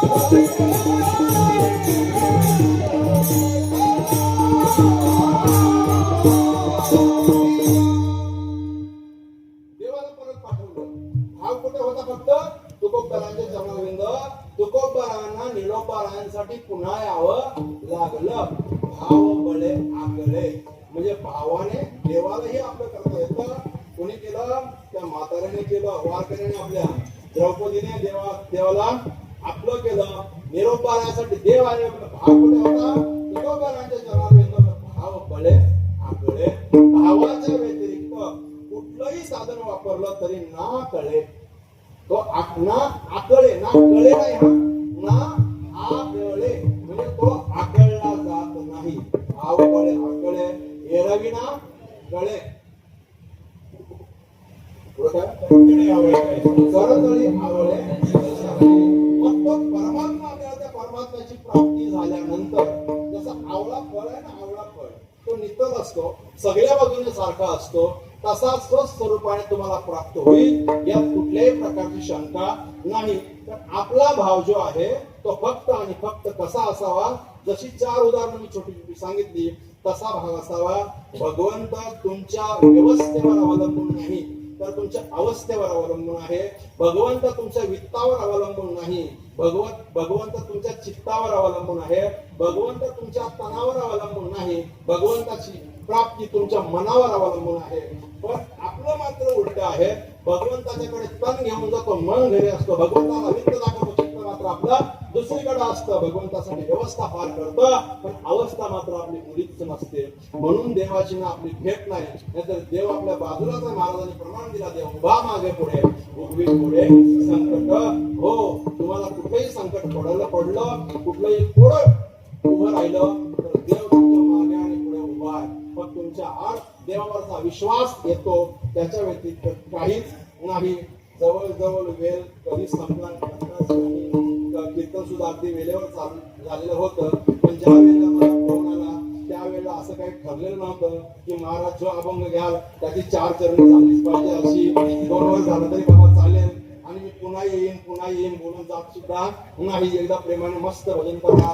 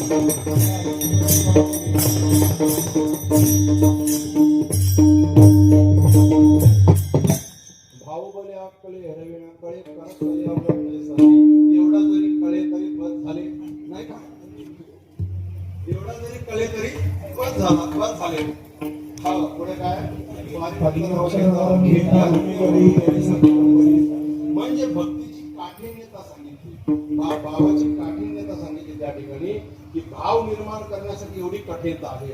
केवढी कठीणता आहे? पारियाचा रवा घेता भूमीवर यत्न परोपरी. पारा माहिती? पारा आपल्या या पाण्यापासूनच सोनं बनवलं जातं. आपल्या आरशाच्या पाठीमागे जो पहिले पापुद्रा भाग असायचा आता केमिकल लावतात, पारा मागतात. याच पायावर प्रक्रिया करून सोन्याची निर्मिती होते. ही निर्मिती रावणाला जमली म्हणून त्यांनी लंका सोन्याची बनवली. तुम्हाला मला अजून निर्मिती जमली नाही, ते बरं आहे. तो पारा त्याचा एखादा भाग जर जमिनीवर पडला तो बघा पहिले पापड्या निघायच्या आपल्या आरशाच्या पाठीमागे जो लाल पापुद्रा भाग असायचा ना तो त्याची पापडी एकदा निघाली की ती हातावर येणे कठीण होते म्हणजे शक्यच नव्हतं ते एवढी कठीण भक्ती आहे. भक्ती नाही साधी बोली भक्ती सुळावरची गोळी गोळी पण तुकोबारा इकडे सांगताय तुका म्हणे सोपे आहे सर्वांनी शहाणा तो पण त्याच्यात शहाणा पाहिजे. अति शहाण्याचं काम त्या ठिकाणी नाहीये. ट्रेन चालवणे सोपं आहे का नाही? रेल्वे चालवायची त्या ड्रायव्हरला विचारा नसेल त्या ट्रेनच्या ड्रायव्हरला विचारा तो काय सांगेल सोपं आहे ही म्हटलं झाला. माझा एक मित्र आहे ट्रेनचा ड्रायव्हर म्हणतो सोपं आहे त्याला जास्त काम करा उलट हे ड्रायव्हिंग कठीण आहे म्हणतो तो बोलतो. माझा एक मित्र आपल्या इथंच आपले गेरता गावाला आपला आगरी पोळा विमान उडवणं सोपं आहे का? जर कठीण असतं तर एवढी विमानं उडलीच पण ते कोणासाठी जे उडवण्यात शहाणा आहे त्याच्यासाठी. तसा संतांची वचन ऐकून संतांच्या वचनाप्रमाणे चालणारा जो शहाणा आहे त्याच्यासाठी सोपं आहे. येड्या त्याच्यासाठी नाही. पर्याय घेता भूमीवर यज्ञ शब्द नाही. यज्ञ शब्द बसत पण नाही तिथे अर्थाला सुद्धा. यज्ञ म्हणजे प्रयत्न यज्ञ पर्याय घेता भूमीवर यज्ञ बरोबरी साधन पैसे कितीही साधनं केली कितीही प्रयत्न केले तरी तो पारा जसा आपल्याला मिळत नाही तसा भावाशिवाय भगवंत मिळत नाही. आणि ही खोडी हे ज्ञान मला कोणी दिलं? शेवटचं चरण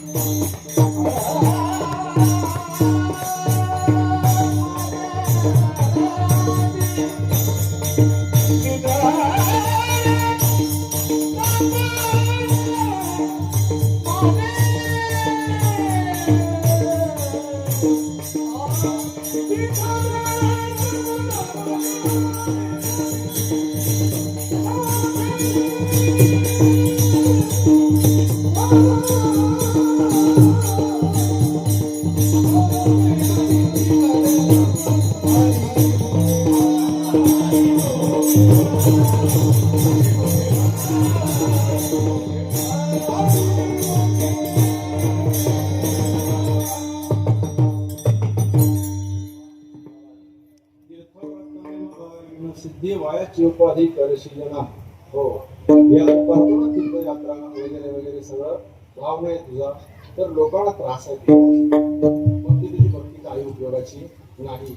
आता भाव नाही तो गाव कसा मिळेल आमच्या हातात याच्या पाठीमागे महाराज आम्ही सगळे आहोत. तो भाव नको त्याला भाव नाही करायला कळतो गाव मिळाला पाहिजे आपला. कळलं का? कळलं का? गाव मिळाला पाहिजे.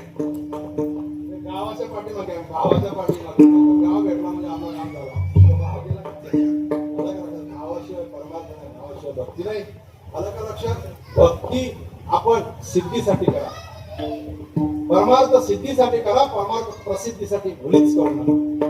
ज्याने प्रसिद्धीसाठी परमार्थ केला खाली गेले, नावाला सुद्धा राहिला नाही. पण ज्यांनी सिद्धीसाठी परमार्थ केला तुमच्या आमच्या हृदयामध्ये आज पण ते आहेत. त्यांना सगळ्यांना दंडवत करतो, तुम्हाला ग्रामस्थांना दंडवत करतो. ही सेवा या ठिकाणी संभवतो. या सेवेसाठी सगळे गुणीजन उभे आहेत. एका होणी बलिरे सगळ्यांचा नामोल्लेख करत नाही. आदरणीय जनार्दन बाबा त्यांचे सुपुत्र वासुदेव महाराज असतील आणि आमचे देवरुंचे दादा असतील, बोला प्रमोद दादा असतील, माझ्याबरोबर आलेले आमचे सुनील महाराज असतील, या ठिकाणी एकनाथ दादा आहेत, पिणे दादा आहेत, वासुदेव महाराज आहेत. या बाजूला हा एक उजवा एक डावा माझे परम मित्र असणारे देवराज महाराज असतील. सर्व मायबाप आला. या येड्याचे 4 शब्द तुम्ही ऐकलेत. तुम्हाला सगळ्यांना धन्यवाद देतो. काय माना आलं मी येडा आहे का? येड्याचे तर बोलतो हो हो येड्याची. बरोबर बाला असं नको ना बोलू. जमतास तू बोललास तर कसा तुला येणं बनवा. एकाने तरी बाबा बोलायला माझ्याकडे. अशी कशी माणसं आपली. आमचे सासरे बाबा आले सगळे आहेत बाबा. सगळ्यांना दंडवत करतो. जे काही योग्य असेल ते माझे श्री गुरु हरिभक्त परायण संत काशीनाथ बाबा खाल्लेरपर्यंत श्रीप्रसाद माझ्या आई वडिलांचे झालेले संस्कार म्हणून ग्रहण करा. जे काही चुकीचं निघालं असेल माझ्या संगतीचा माझ्या बुद्धीचा दोष उदार अंतःकरणाने माझे मायबाप म्हणून मला परत करा अशी अपेक्षा करतो. आणि या ठिकाणी थांबतो. काही चुकलं असेल, कोणाचं नाव राहिलं असेल तर मला क्षमा करा. या पोरांनी सुंदर पकवान वाजवला. का टाळी वाजवू नका. याच्यासाठी तुम्ही आता टाळ्या वाजवल्या ना हा माझा पण याला इथे ढकलणारे हे बळजबरी करायला लागते. ही सोपी कामं नाहीत. याच्या आई वडिलांसाठी आणि याच्या गुरुसाठी टाळ्या वाजवल्या. या लगेच मोठा होईल झाला कामाचा आपला नाही बाळा. लगे उशीर आहे अजून.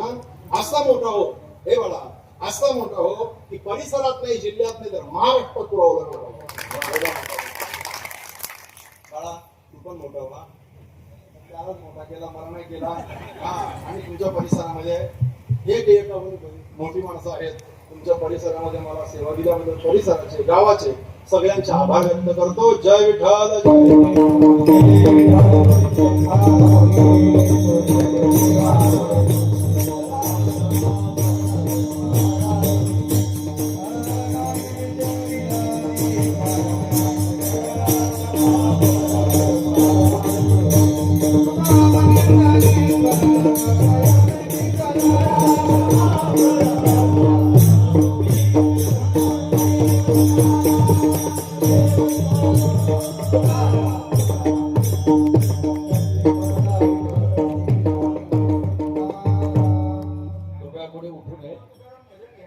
उपस्थित सर्व जनसमुदायाला साष्टांग प्रणिपात करून आज अखंड दिनाम सप्ताह 68व्या वर्षात 4था दिवस आणि 4थ्या दिवसाची नियमित कीर्तन सेवा आपल्या सगळ्यांच्या परिचयाचे असणारे आदरणीय श्री भक्तपरायण अजित महाराज म्हात्रे मुक्काम हायवे देवी या ठिकाणी महाराज वेळेवर उपस्थित राहिले आणि हे कीर्तन पुष्प सादर केल्याबद्दल प्रथम ग्रामस्थ मंडळीच्या वतीने त्यांचे मनपूर्वक आभार.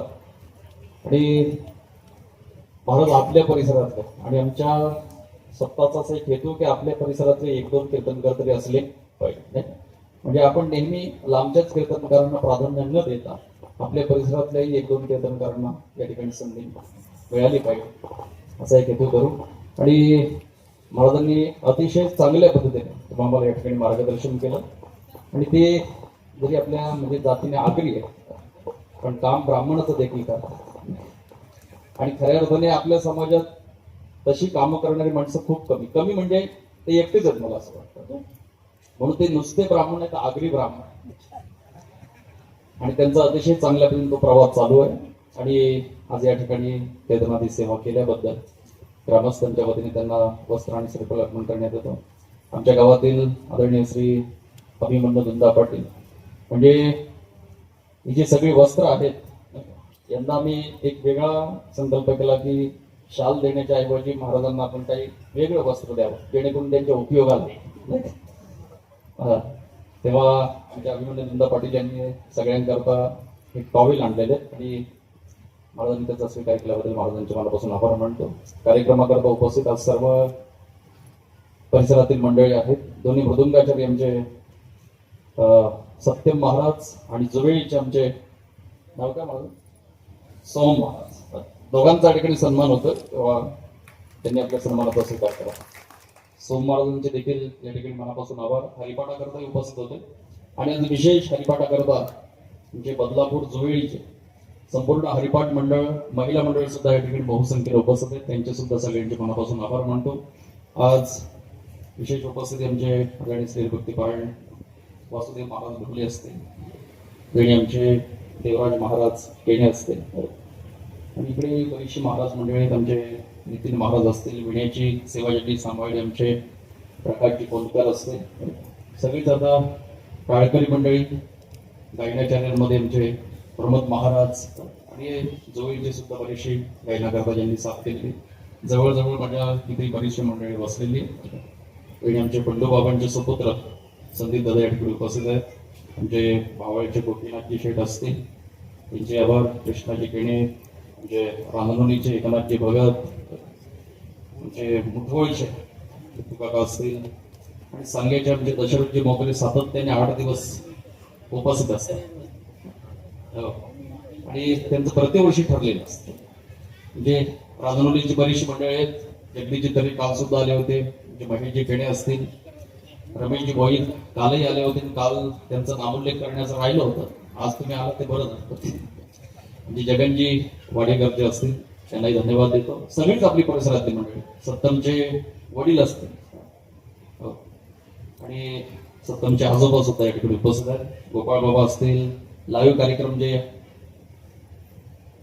कालही ज्यांनी केली होती सेवा म्हणजे जगदीशजी ठाणगे मुक्काम देवरू, त्यांचं या ठिकाणी मनापासून आभार. या बाजूलाही बरीचशी सगळी महाराज मंडळी बसलेली, संपूर्ण महिला मंडळ असेल, सगळ्यांचं या ठिकाणी एकत्रित आभार बरं का सगळ्यांचं. प्रकाश दादा कुंभारडे, चरपटजी कोणकर असतील हो. आणि महिला मंडळाचे जेवढे मानवी तेवढे आभार थोडेच आहेत. त्यांची उपस्थिती सुद्धा आमच्या कार्यक्रमाची शोभावर होण्यासारखी आहे. आणि नुसती उपस्थिती नाही, ते येत असताना प्रत्येक महिला 5-5, 10-10 भाकरी घेऊन येतात आणि जवळजवळ आज 700 ते 800 भाकरी रोजच असतात. तेव्हा त्यांचं या ठिकाणी कौतुक करतो, सगळ्यांना अभिनंदन. आणि सगळे बसलेले आमचे पुढच्यांवर सगळे ज्येष्ठ वारकरी, त्यांना ज्येष्ठच म्हणावं लागतं, त्यांच्याही सगळ्यांचे आजी माझी सरपंच सगळे दशरथ बाजाकीपासून आनंदाबाबूंपासून म्हणजे इताडकर असते, नाव इताडकर आडनाव, ते राहतात पूर्ण्याला, आहेत मुठवळ, कुठले ते समजू द्या. सगळ्यांचा आभार मानतो सगळ्यांचा बरं. काही कोणी राग मानू नये, कारण हा कार्यक्रम आमचा एकट्याचा नाही, कोणाचा सगळ्या ग्रामस्थ मंडळीचा. आणि तुम्ही सर्व मंडळी या ठिकाणी येता तेव्हा आमच्या ग्रामस्थांवर तुमच्या सगळ्यांचा काही ऋण आहे. तेव्हा यानंतर सगळ्यांच्या भोजनाची व्यवस्था केली. आजचे भोजनदाते वैकुंठवासी सीताराम महाराज पाटील परिवार आणि त्याच्यामध्ये त्यांचा मोलाचा सहभाग श्री अप्पाराव पाटील, गुरुनाथ तुकाराम पाटील, सुनील सावराम पाटील, कृष्णा शांताराम पाटील, गीता अनंता दिवाणे, मधुकर कृष्णा पाटील, कुंडनाथ गद्दे पाटील, एकनाथ अप्पाराव पाटील, सदानंद कृष्णा पाटील, नवनाथ गुरुनाथ गोहिल, विशाल बाळाराम पाटील, गणा राघव पाटील, शरण गणपत पाटील, अविनाश उत्तम वेळेकर, संतोष दत्तो पाटील, राकेश गुरुनाथ पाटील या सगळ्यांच्या वतीने भोजनाची व्यवस्था केली. भोजन केल्याशिवाय कोणी जाऊ नये. आणि उद्या जे कार्यक्रम जाते ही सगळी नावं यादी वाचून दाखवली, त्यातलं कोणी प्रतिक्रिया आणि या ठिकाणी आपल्या सन्मानाचा स्वीकार करा.